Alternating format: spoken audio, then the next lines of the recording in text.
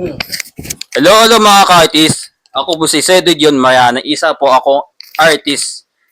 At ipapakilala ko ang aking kaibigan at artist din kagaya ko. Wala iba kundi si Kenneth Aquino. Hi guys, ako nga pala si Kenneth C. Aquino, isang graphic artist at traditional artist.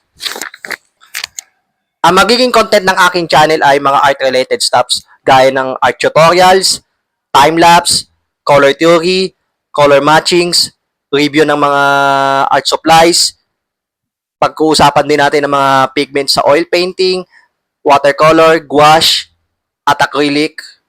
Ang madalas na gamitin ko na medium ay oil painting at charcoal drawing. Ito ang mga nagawa kong artwork sa oil painting at charcoal sa mga nakaraang taon. Ang ginagawa ni Cedric ngayon is ginigeso niya. Napapansin niyo may kulay. Hindi pa yan oil, acrylic pa lang yan. Kasi ang acrylic kasi, mabilis matuyo.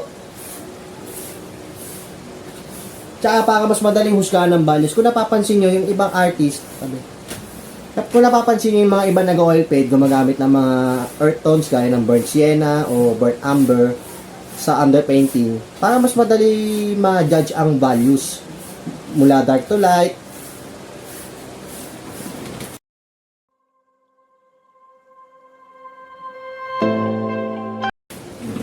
Bale, ang gagawin nyo para mas okay, 2 patong ng gesso para mas matibay.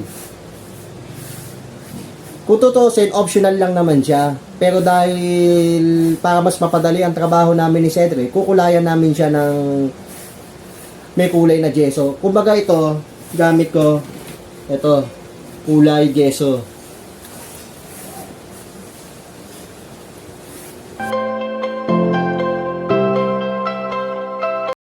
Take note kapag natuyo to, mas dark to dahil acrylic to. Unlike sa oil na kahit tuyo, ganun pa rin ang kulay niya. Yung watercolor, mas light kapag natuyo. Ang acrylic, kabaliktaran ng watercolor. Ang acrylic, kapag natuyo, mas madilim. Dahil sa acrylic binder niya. Bale, ang gagawin nyo dito, 2 patong nito.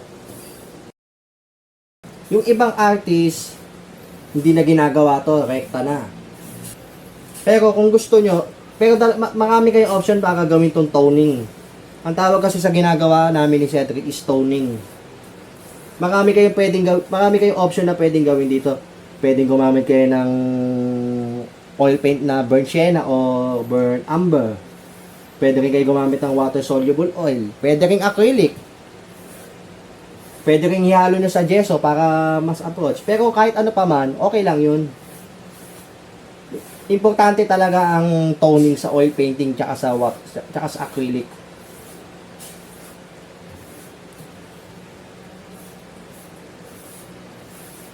Hintayin nyo lang siya ng mga 5 minutes bago matuyo. Yan nga yung ginagawa namin ni Ced na nagtotoning kami. Kailangan mga 2 layers para mas matibay ang paint film o yung tibay ng pintura. Mas maraming layer ng gesso, mas okay. Basta tandaan nyo, yung acrylic, pwede patungan ng oil. Pero yung acrylic, hindi pwede patungan sa oil dahil hindi kakapit yun. Kaya dapat mauna muna layer ang acrylic bago oil. Sa acrylic kasi, kahit magpatong ka ng maraming beses, okay lang.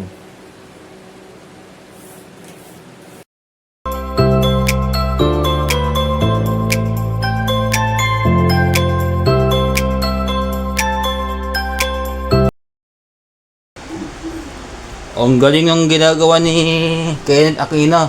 Work class ang ginagawa. Ako, first time ako. Pero pagdating sa in the future, matututo din ako. Hindi agad-agad, pero unti-unti.